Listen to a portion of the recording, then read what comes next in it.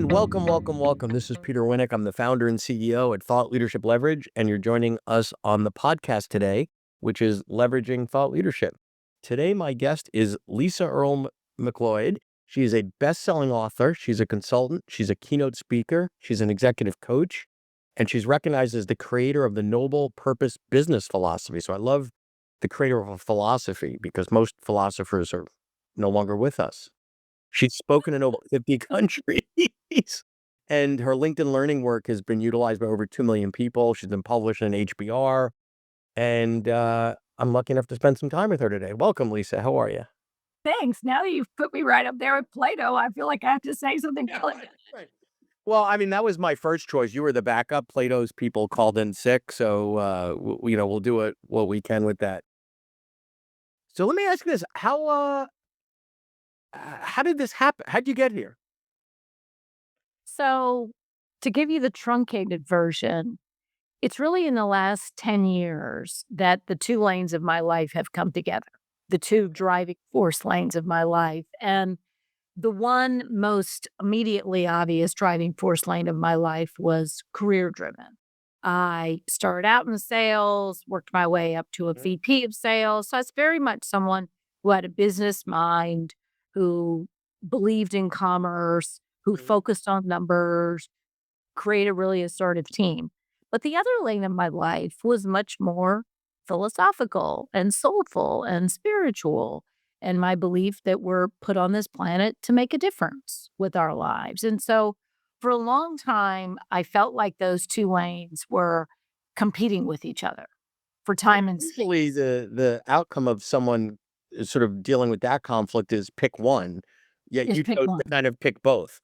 Yeah, and it wasn't just so much that I picked both, but I had a fundamental belief that these things should be that were not in conflict, and a study I did about 10 years ago of top sales Mhm. performers revealed that the people who sell the most actually have a strong sense of what we now call a noble purpose. They Mhm. truly wanna make a difference in the lives of their customers. And so what I saw at the time was I saw those 2 mindsets. This I'm here to make a difference. I want to change the world. I want to make the world a better place was relegated to the social workers, ministers, teachers, low pay jobs. And it was assumed that sales organizations, which is what I primarily worked with, were these ruthless, money grubbing, you know, Right. close at all cost killers. And actually, that is not true. The research tells us a very different story. And I often say sales is one of the few places that we've allowed to be defined by the people who do it badly.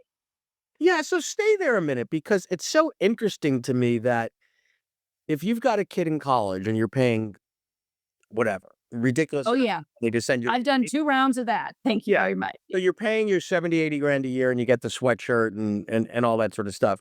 And they tell you they're going into something like sports marketing, communications, social work. You say, "Oh, lovely, dear. That's great." Right? But if they tell you sales, you're like, "Oh my God, where did I go wrong as a parent?" But I look at it the opposite and say, like, listen, if there's one thing everyone needs to know how to do, whether you're an internal corporate person or a salesperson, is to sell, whether it's your ideas, your beliefs, your product, the services, whatever, Right. which encompasses communication and empathy. There's so many things that a real a real salesperson that's good does it. And I never heard it framed the way you just did that it's a profession where the worst get to define it for all of us, right? Because there are bad That's right.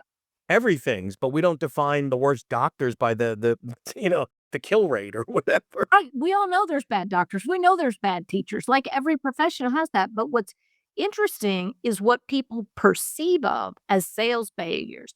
This pushy, grabby, aggressive, don't listen, don't care about you. There are salespeople that fit that mode. But the research tells us they're not successful, not over the haul. And they're especially not successful in B2B sales. Right, so is it that they stand out more in our minds because those experiences are so horrific than Yes.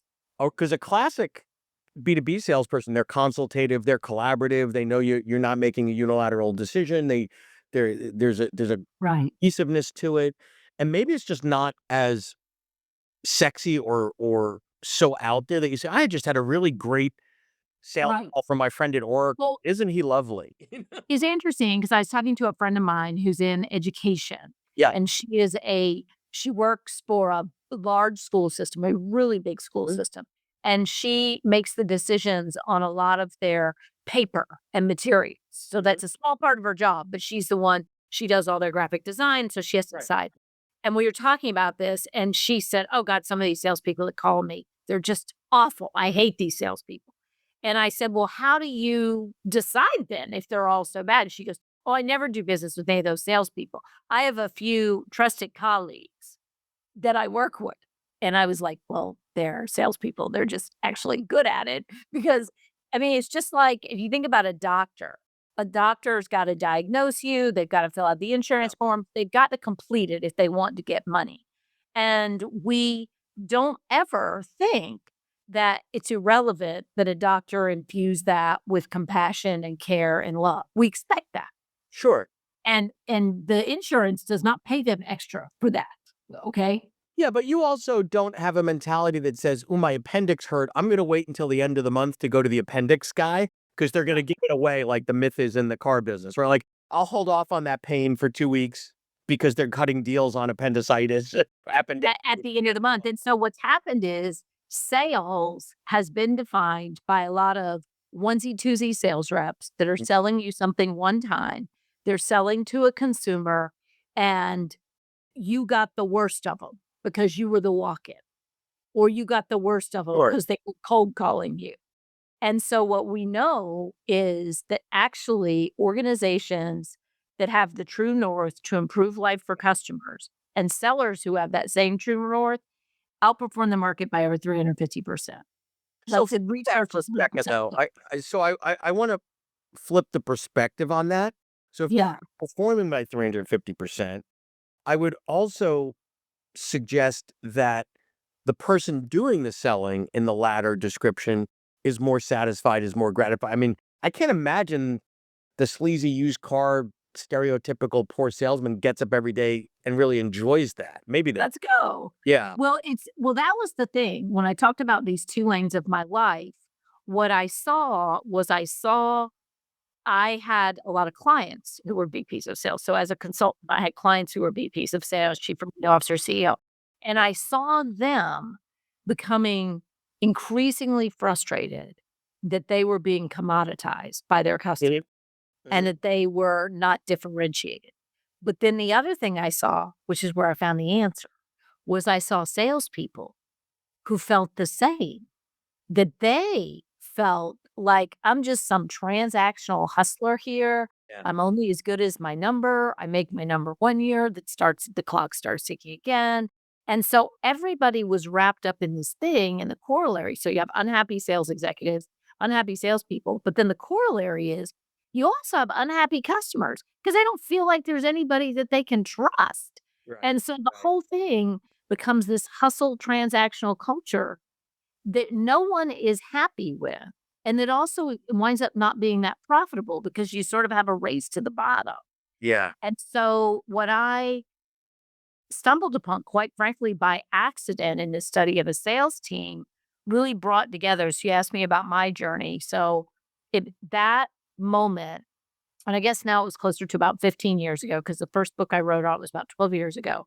That moment when I saw in front of me this thing that I have in my heart, that I want to make a difference in my work, that I want to help people in a way beyond the money, is actually not unique to me at all. It was present in the top performing salespeople, and they articulated it very clearly. And when I saw that, it was off to the races because that's when I realized this Sure. dichotomy that we create may make a great movie, but it's not how people really live. So I love that. Just sort of shattering the stereotypes there. If you're enjoying this episode of Leveraging Thought Leadership, please make sure to subscribe. If you'd like to help spread the word about our podcast, please leave a 5-star review at ratethispodcast.com/LTL and share it with your friends. We're available on Apple Podcasts and on all major listening apps, as well as at thoughtleadershipleverage.com/podcast. I want to segue a bit into, because you talk about your sort of journey as a thought leader. Let's talk about the sort of the evolution of your business, right? So you've written, what is it? I'm trying to read your shelf as I'm talking to you. 5 books? I've written 5 books. 5 books. Okay. So I can't do 2 things at once anymore. So 5 books. So one way to describe you would be an author, but I would also argue that the percentage of your annual revenue that comes directly from the sale of those books probably wouldn't warrant that. So We all know how that works. yeah, what's your business and how's it evolved and who's paying you to do what? Let me ask it that way, then. So you ascertain correctly. So most of the work that we do is in a B2B space. Yes. And I have a business partner who's also authored a book, Elizabeth Latardo, she wrote Leading Yourself. I think you had her on.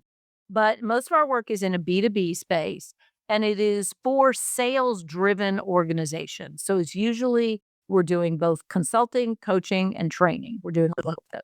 A lot of times I'll coach the chief revenue officer, we'll do a consulting project, and we'll have some training around it. And it's around helping an organization get clear on how they make a difference to customers. And there's a lot of talk about value prop. And the value prop language was well intended, but I believe it led organizations to these very generic definitions of their value prop that lacked the emotion to stir a passion in anybody.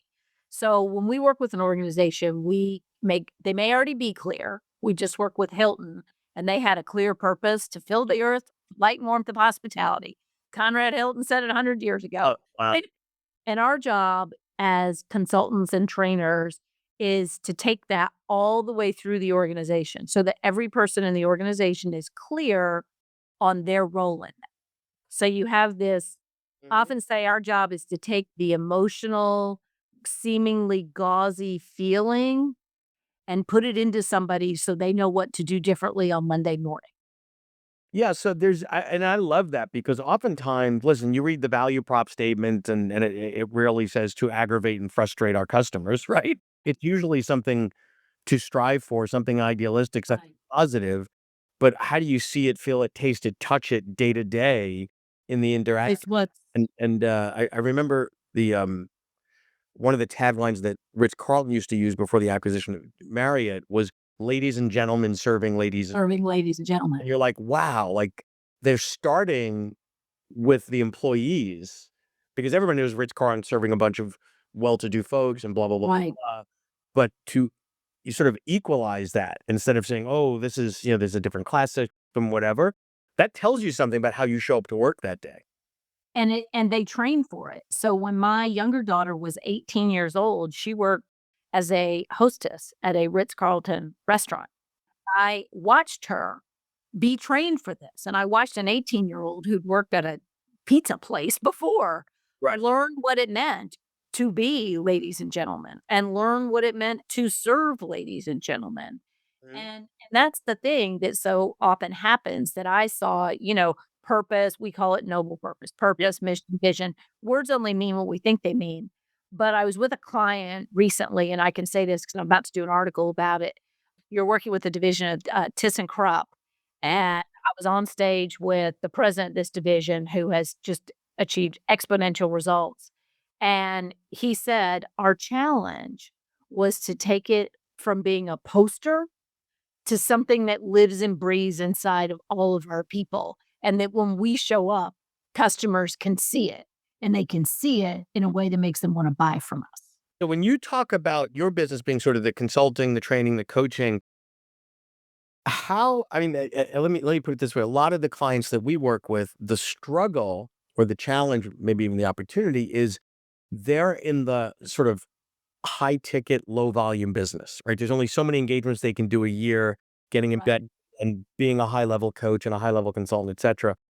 But then they add on to that a low ticket, high volume business, meaning, Right. hey, I'm going to work with the senior leadership team to set this up.